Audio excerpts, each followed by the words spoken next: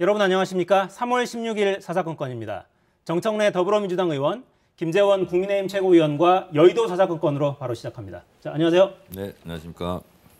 오늘 오전에 속보를 보고 좀 깜짝 놀랐는데 당선인과 대통령 면담이 잡혀 있다가 4시간 전에 갑자기 연기죠, 공식적으로는. 이게 원래 취재를 좀 해오시잖아요, 정 의원님. 취재를 좀 해보셨습니까? 왜 깨졌는지? 취재할 마음도 안 생기긴 한데. 네. 근데 이런 것 같아요. 이런 일이 처음 있는 일이잖아요. 그렇죠. 근데 윤석열 당선자께서는 0.7 정권이라는 것을 명심했으면 좋겠습니다. 지금 거의 점령군처럼 하는 거거든요. 제가 봤을 때 이제 추론입니다만 본인들이 껄끄러운 건 문재인 대통령한테 해달라고 그러고 문재인 대통령이 또 고유 권한인 인사권은 또 하지 말라고 그러고 이게 상호 모순이잖아요.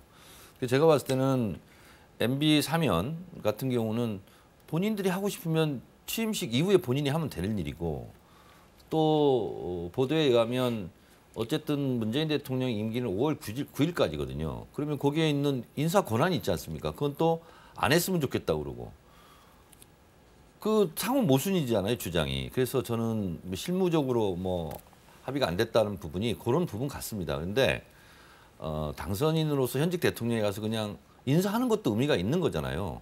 그래서 처음 만남에서 해결이 안 된 부분이 있으면 두 번째 또 가서 또 만나서 또 상의하면 되는 건데 제가 봤을 때는 청와대에서 약속 잡은 날짜를 파기한 것 같지는 않고 윤 당선인 측에서 이런저런 불만을 갖고 그럼 다음에 보자 이렇게 한 것 같아요. 제 생각으로는.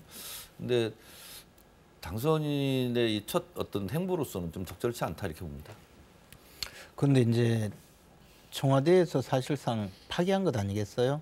이 부분은 대통령 당선인이 이제 대통령을 예방해서 좀 인사도 하고 그다음에 새로이 이제 정부를 인수하는 과정에서 협조 요청도 하고 또 대통령으로서는 이제 정부를 인계하는 과정에 자신이 그 남겨야 될 무슨 과제라든가 또 부탁 사항을 이야기하는 아주 어떻게 보면 훈훈한 자리가 되어야 되는데 저도 이제 청와대에 조금 근무해 보면 이 청와대라는 저 공간에 앉아 있으면요 임기가 5년인데 천년만년 해먹을 것 같아요.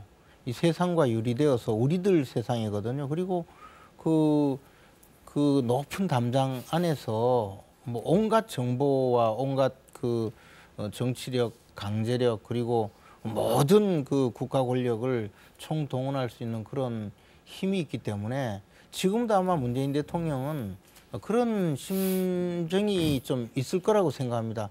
어찌 감히 나에게 이런 요구를 하나?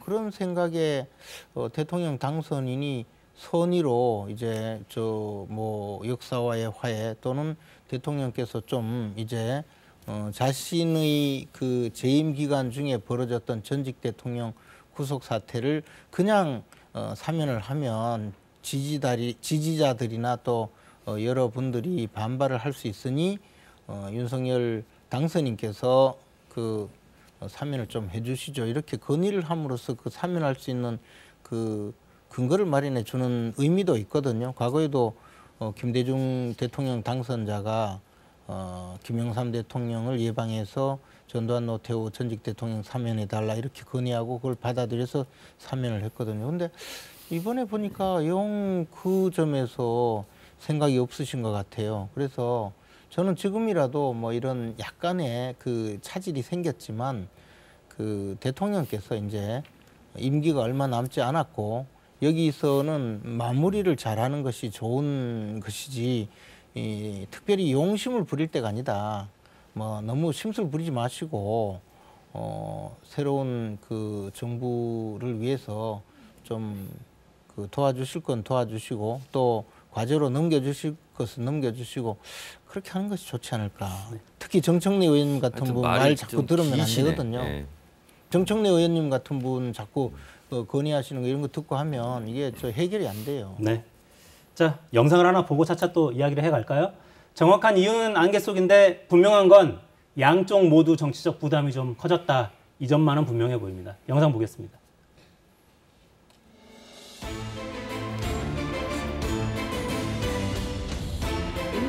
예정됐던 문재인 대통령과 윤석열 대통령 당선인의 회동은 실무적 협의가 마무리되지 않아서 일정을 다시 잡기로 했습니다. 이루기로 한 이유에 대해서는 양측 합의에 따라서 밝히지 못함을 양해해 주셨으면 좋겠어요.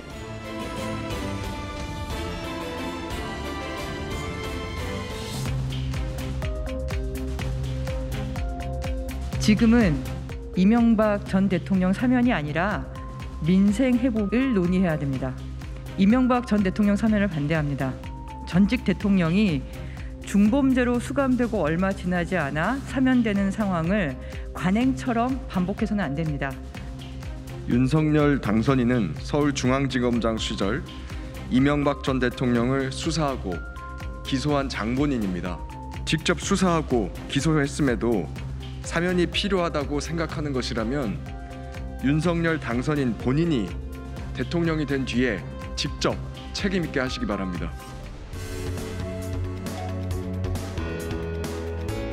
기존의 청와대로 윤석열 당선인이 들어갈 가능성은 제로입니다. 용산을 포함해서 지금 여러 개의 후보지를 놓고 저희가 검토 작업을 진행 중에 있습니다. 워낙 청와대라는 곳이 구중궁궐로 느껴지기 때문에요.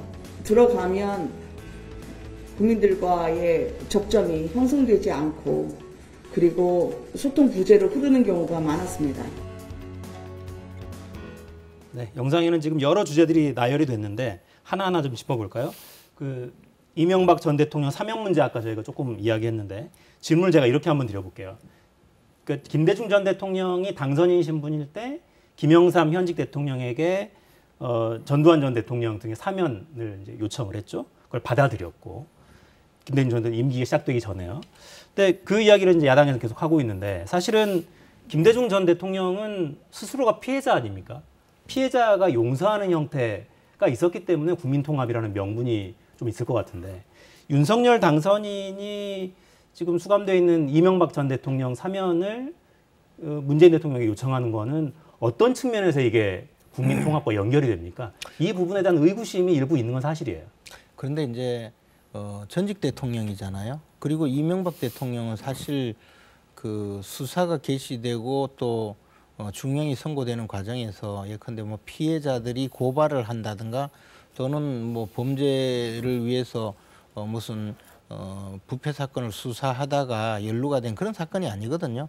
그냥 그 과거에 그 이른바 친노 친문 정치인들이 문제 제기를 하던 것이 재수사가 된 거잖아요. 그리고 그 과정을 우리가 돌이켜 보면 사실 당사자들이 부인할지는 몰라도 그때 노무현 전 대통령을 수사하고 불행한 그 사태에 이르기까지의 정치적인 도의적인 책임이 있지 않느냐. 그에 대해서 가장 정치적인 그 반대 편에 섰던 문재인 대통령이 이 사건의 그 당사자로서 수사를 주도한 것이 아니냐라고 국민들이 또 오해하는 분들도 많이 계시거든요. 저는 뭐 그게 문재인 대통령이 지시를 했다든가 문재인 대통령이 수사를 주도했다고 생각하지는 않습니다. 그러나 역사란 건 항상 이제 그런 방법으로 또 생각하는 많은 국민들이 있는 것이 사실이고 그 국민들이 지금 봤을 때 이제 문재인 대통령이 재임 중에 역사와 화해하는 입장에서 이명박 대통령을 사면하고 가시면 국민 통합에 도움이 될 거다 이렇게 생각하는 거죠. 그리고 그것을 윤석열 대통령 당선인이 부탁을 하는 것도 그것도 수사를 한 사람이 저렇게 부탁을 하니 내가 사면해도 무방하다라고 또 정당성도 부여할 수 있는 것이고 여러모로 좋은 일이죠. 이명박 전 대통령이 억울합니까? 이명박 대통령이 피해자입니까? 억울하다고 생각하는 분도 만약에 많죠. 이명박 대통령이 피해자라면 가해자는 윤석열이죠. 구속시키고 했으니까 진두지휘하고. 자, 그런데 사면을 저는 반대합니다. 개인적으로. 왜냐하면 일단 죄질이 안 좋고요. 그리고 이명박 대통령 되기 전에 그 당선인 때 특검으로 이걸 덮어주고 풀어줬다가 대통령 임기 끝나고 다시 재수사해서 지금 감옥에 가 있는 거 아닙니까? 그래서 죄질이 일단 안 좋고 권력형으로 어떻게 본인의 어떤 죄질을 덮었다는 그런 국민적 감정도 있는 거고요. 그리고 이 부분에 대해서 본인이 사과한 적 있습니까? 저는 그래서 박근혜 전 대통령도 저는 개인적으로 반대했지만 건강이 나쁘다니까 그것은 인도적 차원에서 국민들이 그래 그 정도는 해줄 수 있어 이렇게 됐는데 이명박 전 대통령 같은 경우는 좀 다른 것 같아요. 그리고 국민 정서도 그렇고 그래서 제가 봤을 때는 이거를 윤석열 당선자가 요구하는 거는 요구할 수는 있겠죠. 요구할 자유는 있는데 이거는 현직 대통령에 대한 압박 내지는 뭐 협박 이렇게 느낄 수 있어요. 그래서 본인이 그렇게 원한다면 본인이 결자 해지 차원에서 본인이 감옥에 넣었으니까 그럼 대통령 되고 나서 본인이 하라 이겁니다. 윤 대통령 임기 시작 후에 직접 네. 하라. 네. 그런데 이제 지금 말씀하신 뭐 죄질이 나쁘다, 뭐 사과했느냐 이런 이야기인데 그리고 국민들 여론도 나쁘다 이런 이야기인데 얼마 전에 그 같이 사면한 박근혜 전 대통령과 함께 사면한 한명숙 전 총리 경우에도 한명숙 전 총리가요 그 뇌물죄를 저지르고 한 번도 사과한 적도 없고 끝내 부인했어요.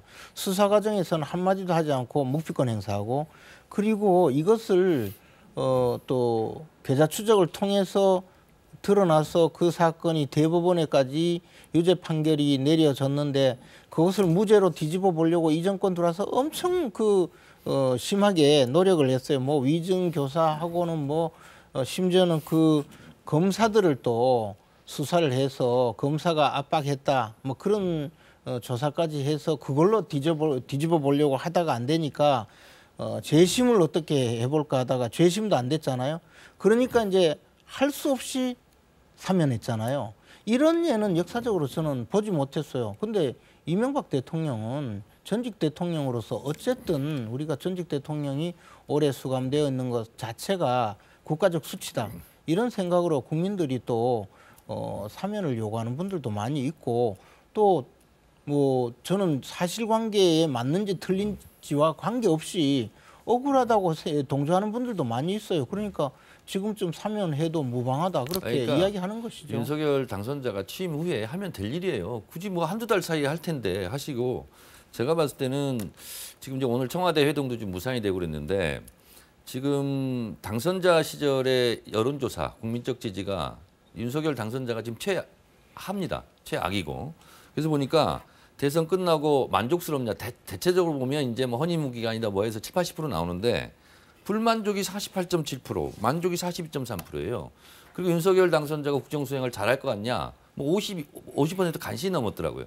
이런 거는 뭐냐면 지금의 태도, 점령군 같은 그런 태도로서는 더 내려갈 가능성이 많아요. 진짜 제가 아까 맨 처음에도 0.7 정권이라고 제가 얘기했잖아요. 그 부분을 명심해야 되고요. 이렇게 막 대통령 임기 남겨놓고 있는데 뭐 이 인사는 하지 마라. 저건 안 된다. 알박기다. 뭐 한다. 그러면 대통령으로서 지금 뭐 아무 일도 하지 말란 얘기입니까? 마무리를 해야 되는데. 그래서 이거는 선거 끝나자마자 불과 0.7 차인데 국민의힘이 너무 오만한 거 아니냐. 이런 비판에 직면할 수 있다. 이런 것을 경고드립니다. 네, 지금 공공기관 인사 이야기를 좀 하셨으니까 김기현 원내대표가 의원단에 공지를 보내서 알박기 인사 사례를 취합하겠다. 뭐 이런 공지도 돌렸다고 하고 캠코더 인사 정권 2달도 안 남기고 무책임하다. 이런 논평도 나왔어요. 그러니까 구체적으로 어떤 부분이 문제라고 생각하는지 좀 구체적으로 말씀을 해주시죠. 지금 문재인 대통령이 인사권이 있는 것은 자명합니다. 지금도 문재인 대통령이 공공기관장을 임명하는 것은 전혀 불법이 아니에요. 다만 과거 우리가 돌이켜보면 문재인 대통령은 대통령직 인수위원회를 거치지 않고 곧바로 취임했기 때문에 아주 특수한 상황이죠. 예, 특수 상황이거든요. 그리고 그 전에 박근혜 전 대통령의 경우에는 이명박 정부에서 넘어오는 과정이 어쨌든 정권이 그 같은 당에서 바뀌었기 때문에 그렇게 이 인사와 관련해서 큰 문제가 없었어요. 그리고 그 앞에 이명박 대통령이 노무현 전 대통령으로부터 이제 그 정권을 인수할 때는 그때는 지금처럼 뭐 공공기관장이 사전에 공모를 하고 공개 모집을 하고 하는 절차가 별로 없었거든요. 그래서 그때도 이런 인사에 큰 문제가 없었어요. 정권 교체기의 문제가. 근데 유독 지금 문제가 되는 것은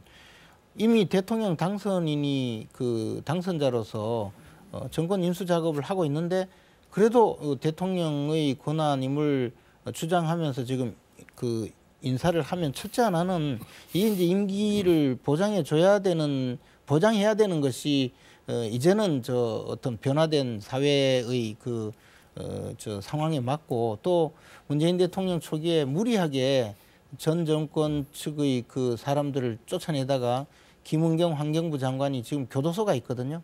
그런 사례가 반복되어서는 안 되기 때문에 그러나 지금 공공기관장이 그 문재인 정권의 낙하산 인사로 특히 뭐 전문 지식은 전혀 없이 오로지 뭐 청와대 근무자라든가 또는 민주당 사람들이라든가 이런 식으로 임명이 되면 그리고 나서 임기 3년을 채우면 결국은 정권과 생각이 다른 분이 그 공공기관에서 같이 일을 하는 것에 상당한 불협화음을 생기게 할 수 있거든요. 최근에 보면 뭐 IPTV 협회장이라든가 또는 그 저 원자력 안전재단 이사장 이런 분은 사실 전부 정치권 인사인데요. 전혀 그 전문성도 없어요. 심지어는 가장 그 탈원전 정책을 주장하고 원전 반대를 주장하던 분이 원자력 안전재단 이사장으로 가 있거든요. 이런 것이 잘못이라는 거죠.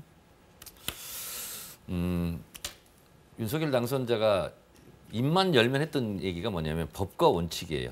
법과 제도. 그래서 법대로 그냥 하면 돼요. 5월 9일까지 문재인 대통령이 임명할 사람이 있으면 임명을 하는 거고요. 그리고 임기제는 보장이 돼야 되는 거고요. 그리고 문재인 대통령은 사실은 생각해 보세요. 윤석열 당선자가 사실은 문정권 반대 투쟁하면서 지금 대통령까지 된 거잖아요. 불편해도 어쩔 수 없는 거예요, 그건. 그때 문재인 대통령이 검찰총장 내쫓았습니까? 임기 보장하고 본인이 나중에 자진 사퇴해서 나간 거예요. 그래서 불편하면 불편한 동거를 하는 거예요. 그리고 불편한 긴장 관계가 오히려 정권한테 저는 도움이 된다. 이런 생각이 들거든요. 그래서 무슨 알바끼니 막 이런 말 해가지고 지금 현직 대통령 인사권을 박탈하려고 하는 자세 자체가 국민들이 더 안 좋아하는 내용이다. 이런 생각이 들고 저는 3월 31일 날 한국은행 총재가 임기가 만료가 된대요. 아니 그러면 5월 9일까지 하지 말라는 얘기입니까? 해야죠. 국정 공백이라는 게 있잖아요. 그래서 저는 이런 걸 가지고 너무 지금 취임 전에 시비를 거는 것 자체가 윤석열 당선자 본인에게 안 좋을 거다 이런 생각이 듭니다. 네, 지금 검찰총장 거취 놓고도 계속 논란 벌어지고 있어요. 여야 발언 오가고 있는데 이 여야 발언과 함께 지난해 말에 윤석열 후보 시절에 했던 발언까지 듣고 오겠습니다.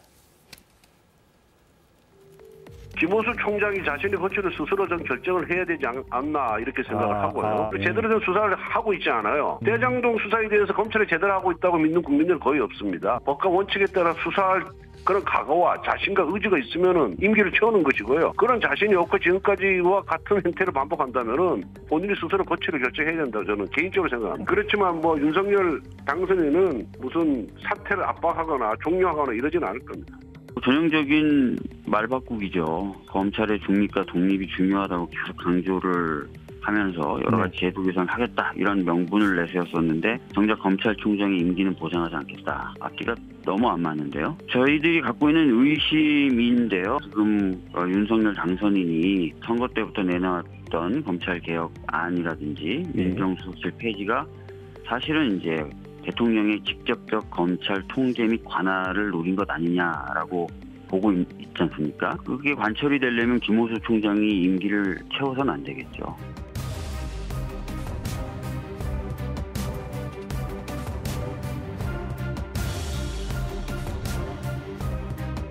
제가 그 같이 근무도 했고 뭐 좋은 사람이에요. 심성도 착하고 임기가 또 딱 있는 데다가 또 일할 수 있는 여건이 되면은 뭐 잘 하지 않겠나 싶기도 하고. 네, 김호수 검찰총장 입장문 그래픽까지 보고 이야기를 할까요? 검찰총장이 직접 대검 공보실을 통해서 기자들에게 배포한 입장문입니다. 아주 간결합니다. 법과 원칙에 따라 임무를 충실하게 수행하겠다. 사퇴 요구는 일축한 걸로 지금 해석이 되고 있어요.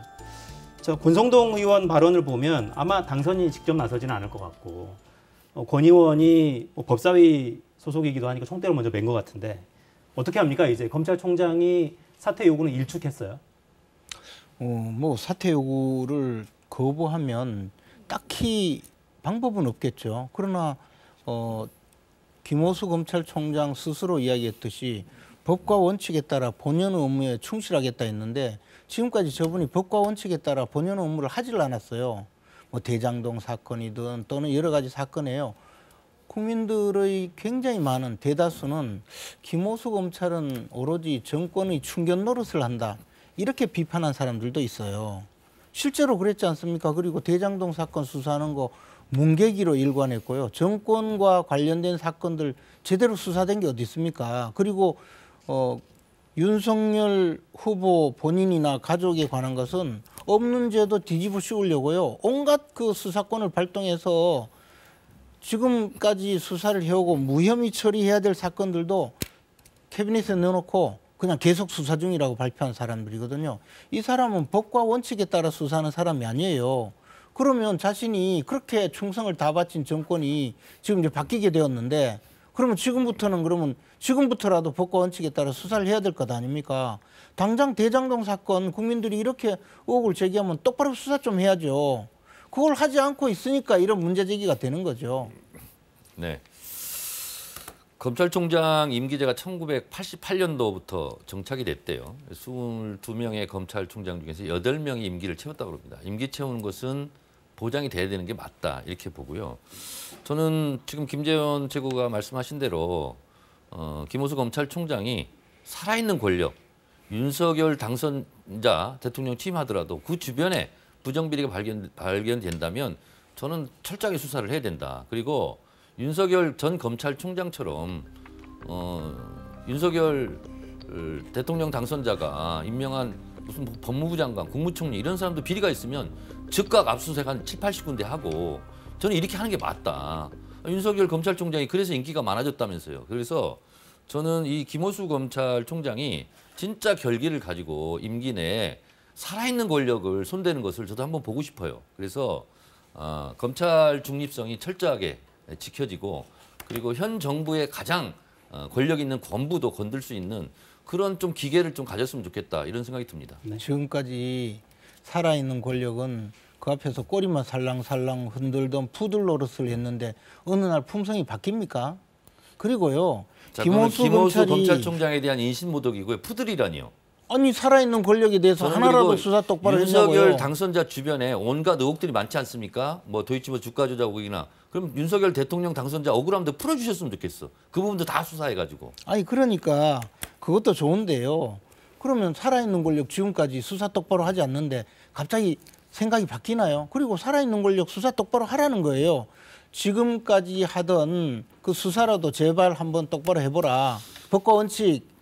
자, 그러니까 본연의 업무 이런 소리 말로만 하지 말고 똑바로 수사 좀 하라는 거예요. 쫓아내보십시오. 임기 초 레임덕이 올 거예요. 권성동 의원의 저런 발언은요. 상당히 법과 원칙을 훼손하는 겁니다. 자, 검찰총장은 그렇고 임기가 남은 다른 공공기관장들도 굉장히 많잖아요. 네. 이분들도 그 새로운 정부가 출범하니 국정 철학에 맞지 않는다면 거취를 좀 스스로 신중히 잘 판단해야 되지 않냐. 이런 논리도 가능한 겁니까, 그러면? 아니 이제 예컨대 본인들이 아무런 전문 지식 없이 오로지 뭐 정치적인 고려에 의해서 자리를 맡은 분들이 있죠. 그러면 자기들 스스로가 생각해서 도저히 내가 새로운 정부에서는 일할 수 없다. 그래서 나가는 분들도 많이 있죠. 그러나 강제로 내보내기 위해서 과거에 문재인 정부에서 목조르기 감사하고 신상 털고 그렇게 해서 자리를 비워서 또 청와대에서 미는 사람이 공모 과정에 청와대에서 미는 사람이 안 되니까 공모했던 걸 무효화시키고 새로 뽑고 이렇게 하다 교도소가 있는데 새 정부에서 그런 식으로 하면 안 되죠. 그건 앞에서 저질러서 시범을 보였는데 그거 따라가면 안 되죠. 이런 것 같아요. 본인이 이제 나 이 정부하고 철학이 안 맞아서 그만두겠다. 자진 사퇴하면 국민의힘 쪽이나 이런 쪽에서는 고맙겠죠. 그러나 강제 사퇴시킬 방법이 없습니다. 그러니까 국민의힘에서 지금 협박을 하는 것 자체가 저게 감옥 가는 사안이거든요. 임기가 보장돼 있는데 그만둬라 하고 그러면 아까 말씀 잘하셨잖아요. 김은경 전 환경부 장관 교도소가 있다고. 다 교도소 가요. 그러니까 교도소 갈 각오로 그런 말씀들 하세요. 야, 이게 대선 끝났는데도 쉽지 않네. 사실 이제 새로 정권을 인수해야 되는 입장이고 당선인과 현직 대통령이 만나는 자리가 이렇게 1번 의제는 전직 대통령 사면, 이번 의제는 뭐 이렇게 해서 만나는 자리가 사실은 아니지 않아요? 그러니까 고생하셨습니다. 덕담하고 저희가 최선을 다해서 새로운 정부 출범에 도움이 되도록 인수인계 뭐 충실히 해드리겠습니다. 이런 자리일 텐데 아마도 왜 여기까지 와버렸죠 지금 상황이? 근데 이제 보통의 경우는 실제로 이제 그 특히 정권이 바뀌었잖아요. 그리고 이제 새로운 대통령 당선인은 아무래도 이제 국민들의 그 관심이 그 가장 집중되고 또 이제 당선인이 어떤 생각으로 앞으로 국정을 펼칠까 희망도 많이 갖고 반면에 임기를 마쳐가는 대통령에 대해서는 뭔가 빨리 좀 마무리 좀 해달라 이런 요구가 많거든요. 그러니까 자연스럽게 이제 당선인이 대통령 그 현직 대통령에게 요구하는 사안도 있을 텐데 그러면 이것을 좀 폭넓게 생각하고 과거에는 그냥 좋게 받아주고 이런 만남이 있었는데 문재인 대통령은 자신이 대통령이 당선되고 전직 대통령을 만난 적이 없어요. 그렇잖아요. 만날 수가 없었죠. 예. 네. 그러니까 이 상황이 너무나 이상한 거예요. 그래서 지금 일종의 말하자면 좀 그 자신이 아직도 대통령이고 대통령 당선인은 자신이 임명했던 검찰총장 수준으로 생각한 것 아닌가. 그러니까 무슨 요구를 한다는 데 대해서 굉장히 좀 심사가 뒤틀린 것 아니냐. 그러다 보니까 이런 국민들이 보기에 상당히 걱정스러운 일을 만들었는데 사실 이 문제는요. 현직 대통령께서 좋게 판단하시면 돼요. 요구를 그렇게 하면 그래 뭐 들어보고 제가 뭐 좋게 한번 결정하겠다. 한 말씀만 하시면 되는데 이 호통 치신 거 아니겠어요? 저 밑에 비서관이나 이런 분한테 왜 이런 소리가 나오게 했느냐? 나 못 만나겠다. 그러니까 못 만나게 된 거죠. 이 뻔한 거예요. 자, 이거는 대통령께서 너무 그렇게 섭섭게 하시면 안 돼요. 김전초 의원님 상식적으로 생각하자고요. 쟁점 있는 회동이 될 필요가 없어요. 그리고 뭘 요구할 필요도 없어요. 자, 두 분이 만났어요. 그러면 아이고 그동안 대선 치느라 고생했다. 앞으로 인수인계 잘하겠다. 협조하겠다. 아이고 고맙습니다. 앞으로 잘했으면 좋겠습니다. 그렇게 하고 나오면 되는 거예요. 그러면 다 상식과 예의가 있는 겁니다. 근데 이것저것 요구했을 가능성이 높아요. 대통령이 받아들이기 어려운. 이 인사하지 마시오. 저 인사하지 마시오. 여기 뭐 잘라주시오. 뭐 하시오. 이런 요구사항이 많았으니까 아마 이게 쟁점이 있었으니까 이게 지금 못 만난 거 아니겠습니까? 그 요구하는 것 자체가 결례죠. 네. 요구가 뭔지도 모르면서 그런 식으로 함부로 이야기하면 안 돼요. 아니 제 짐작으로 얘기하는 거예요. 그러면 본인은 아는 거 있으면 좀 구체적으로 얘기해 보세요. 네. 그런 요구가 정리하시죠. 없다는 거는 제가 알고 있어요. 그러니까 지금 이제 언론에 나오는 걸 보면 요즘에 요 며칠 사이에 나오는 기사들은 대부분 그렇잖아요. 공공기관 인사 관련한 문제 제기가 있었고 전직 대통령 사면 관련한 요청을 할 거라는 거의 확정적인 예고까지 있었기 때문에 이런 부분들과 관련한 여러 가지 또 민정수석실 폐지 관련해서도 현 정부가 하지 않은 일을 가지고 이야기하지 말라 이런 불쾌감이 또 나오기도 했었거든요. 여러 가지가 아마 반영이 된 것 같은데 아무튼 새로 출범할 정부에도 현 정부 청와대에도 부담이 되는 것만은 뭐 분명합니다. 어떻게든 좀 풀렸으면 좋겠는데 오늘 두 분 말씀하시는 거 봐서는 쉽진 않겠는데요. 네. 자, 저희 인수위 조직도 그래픽 만들어 온 거 좀 올려주시죠. 인수위 인사에 대한 평가도 좀 들어보고 싶은데요. 생각보다 굉장히 빠른 속도로 인선 발표가 지금 나고 있고 외교안보 분야는 이명박 정부, 경제 분야는 박근혜 정부 인사들을 앞세워서 중용하는 듯한 일단 몇몇만 봐서는 그렇습니다. 자, 인수위의 인선 결과는 좀 어떻게 보고 계신지 여쭤보겠습니다. 안철수 인수위원장 빼고 보면 대체적으로 실패한 정부, 박근혜 정부, 이명박 정부에서 뭔가를 했던 사람들, 이런 사람들인 것 같아요. 그래서 보통 이제 인수위든 앞으로 이제 인사 수요가 많이 있지 않습니까? 그러면 국민들이 깜짝 놀라고 박수치고 보통의 경우는 그래요. 근데 여기 보니까 인수위 중에서 뭐 예전에 예를 들면 뭐 지금 재판받고 있는 분도 여기에 지금 들어가 있더라고요. 뭐 군 사이버 정부 뭐 댓글 공작 뭐 이런 걸로 그리고 뭐 논문도 이분이 무슨 뭐 유사시에는 뭐 일본군 뭐 개입 가능성 이런 것도 했다고 해서 논란이 많은 분인데 이런 분은 빨리 교체해야 되지 않나 이런 생각이 좀 들고 어쨌든 윤석열 이제 정부가 구성이 되니까 거기에 이제 국정 철학에 맞는 분들이 이제 인수위에 가서 인수 받으면서 고칠 건 고치고 개성할 건 개성하고 뭐 이러면서 이제 짜겠죠. 일종의 지금 설계도를 그리는 거 아니겠습니까? 그런데 꼭 이런 분들이었을까 이런 생각이 좀 들어요. 그래서 좀 탐실한 인재 영입 차원에서 했으면 좋겠는데 하필이면 이 실패한 정부 감옥 간 대통령과 함께 일했던 분들 이런 분들로 해서 이게 좀 새 정부를 보면 참심성 뭐 이런 거 있지 않습니까? 아 신선하다. 근데 그런 건 좀 없는 것 같아요. 안타깝습니다. 뭐 제가 보기에는 이제 인수위 대부분을 실력 위주로 그리고 이제 그분들의 역할 위주로 뽑다가 보니까 뭐 남녀 구분, 지역별 안배 이런 부분은 고려하지 않고 정말 그 분야의 최고의 전문가 내진 최고의 능력 있는 분을 뽑는다고 봐요. 과거 정권 이야기를 했는데 박근혜 정권에서 그 일했던 두 분은 원래 경제학자로서 학자로 또 학교에 지금도 교수로 있는 분이죠. 그 외에는 이 과거 이명박 정부라든가 또는 정부에서 일했던 분들이고 또는 정치권에서 일했던 분들인데 그분들이 뭐 나름대로는 제가 봐서 충분히 역할을 할 분들이죠. 문재인 대통령이 처음에 이제 그 초대 내각이나 청와대 구성원들은 엄청 문제가 많아서 그분들이 전부 실력 있는 분들이 아니고 이른바 코드 인사를 해서 경제를 이 지경으로 망치고 부동산 정책을 오늘까지 해결을 하지 못하도록 만들었는데요. 절대 그런 일이 없도록 정말 실력 위주로 인사를 하고 있다라고 보여집니다. 벌써 언론에서는 서우남이다. 서울대 50대 남자 뭐 이렇게 얘기 나오는데 제가 볼 때는 좀 인재를 널리 구하고 폭넓게 쓰라는 거 아니겠습니까? 근데 굳이 전 정권에서 평가가 안 좋은 사람들을 이렇게 해서 하는 이유가 뭐지? 뭐 지금 선대위 하면서 대통령 선거하면서 새로운 학자들이나 전문가들 많이 좀 발굴하지 않았어요. 근데 그분들은 좀 배제하고 좀 왜 이럴까 이런 생각이 좀 들어요. 네. 지금은 이제 새 정부 설계도를 정말 그리는 단계니까 새 정부 인선은 또 어떻게 될지 초대 내각 이런 부분도 국민들이 굉장히 관심 가지고 지켜보고 있을 것 같습니다. 자, 민주당 이야기도 좀 하죠. 시간이 벌써 많이 지났네요. 민주당 비대위 지도부가 광주 찾았습니다. 영상 보겠습니다.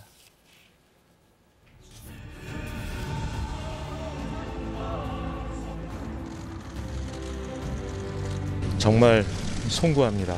호남의 선택이 다시는 아픔이 되는 일이 없도록 저희 민주당이 모든 것을 바꿔서라도 반드시 이뤄내겠습니다. 말이 아니라 실천하고 행동하겠습니다. 호남과 5월 영령께 부끄럽지 않은 민주당이 되겠다는 말씀을 드립니다. 거듭 통렬한 마음으로 사죄의 말씀드립니다.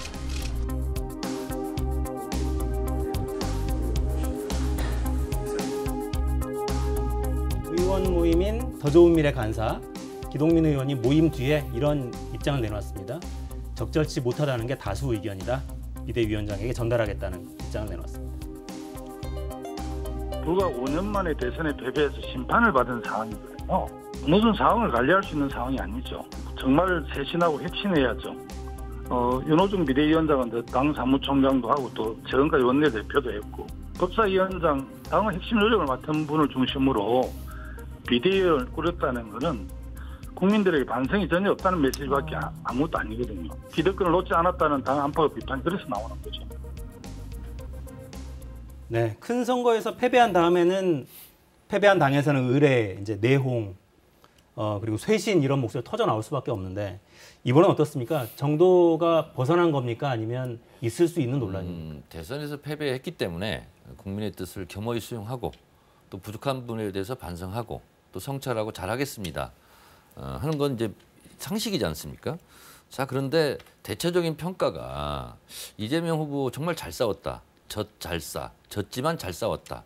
오히려 윤석열 후보 같은 경우가 못 싸, 이겼지만 못 싸웠다. 이게 대체적으로 이제 국민적인 평가 아닙니까? 그러면 언제까지 저렇게 막 울고불고 반성하고 이럴 것이 아니라 딱 끊고 진정한 사과와 반성은 우리가 지방선거에서 6월 1일 지방선거에서 그래도 승리하는 길입니다. 분골쇄신 열심히 하겠습니다. 하는 정도가 좋지 않을까 저는 그렇게 생각을 좀 하고요. 또 대선 패배한 정당에 아주 역사적으로 처음 있는 일이 벌어지고 있어요. 입당 러시가 벌어지고 있어요. 국민들이 지금 11만 명 정도가 지금 입당했다는 거 아닙니까? 그러니까 졌지만 너무 안타깝고 다음 지방선거는 좀 이겨달라 이런 좀 반응인 것 같아요. 그래서 오히려 어떻게 보면 당원들은 지금 더 결기 있게 지방선거에서 잘해달라 이런 요구를 하고 있는데 윤호중 비대위에 대해서 비토 분위기는 사실상 당이 많은 건 사실이에요. 그런데 이재명 후보를 비대위원장으로 앉혀라. 이건 또 적절하지는 않아 보여요. 그래서 저희들도 지금 매우 고심을 하고 있습니다. 그러니까 당원들은 지금 윤호중 가지고는 안 된다. 또 이게 정서가 사실상 맞고 그래서 좀 더 좀 우리가 좀 내부적으로 밖으로 막 서로 막 내부 총질하고 이런 것이 아니라 좀 내부적으로 질서 있게 좀 더 깊은 성찰이 좀 필요할 것 같고 그래서 지금 이제 윤호중 비대위원장도 초선 모임, 재선 모임, 삼선 모임 저희도 이제 삼선 모임을 좀 했는데 제가 밖으로는 공개하지 않지만 내부적으로는 굉장히 쓴소리를 저도 좀 많이 했었습니다. 근데 그런 게 좀 필요한 것 같아요. 지금 최입의 비대위원은 이번 지방선거에 호남에서 공천하지 말자, 공천권을 내려놓자, 호남인들이 정말 새로운 정치를 요구하고 있지 않느냐 이런 입장 내놨더라고요. 가능하겠습니까? 그러니까 주장은 가능한데 어쨌든 공천관리위원회라는 게 있지 않습니까? 그럼 거기에서 뭘 어떻게 하자는 거 구체적인 지금 지적은 아니거든요. 저희 입장에서 우리 당 입장에서 보면 이때는 민주당이 막 싸우면서 비대위원장도 끄집어 내려오고 또 싸우고 그러면 이제 가장 좋죠.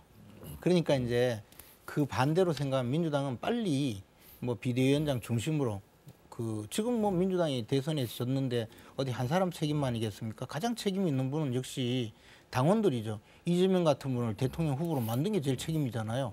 그러니까 모든 분들이 생각을 해서 빨리 결집을 해서 비대위원장 중심으로 해서 지금 지방선거를 준비하는 것이 가장 적당하다고 봐요.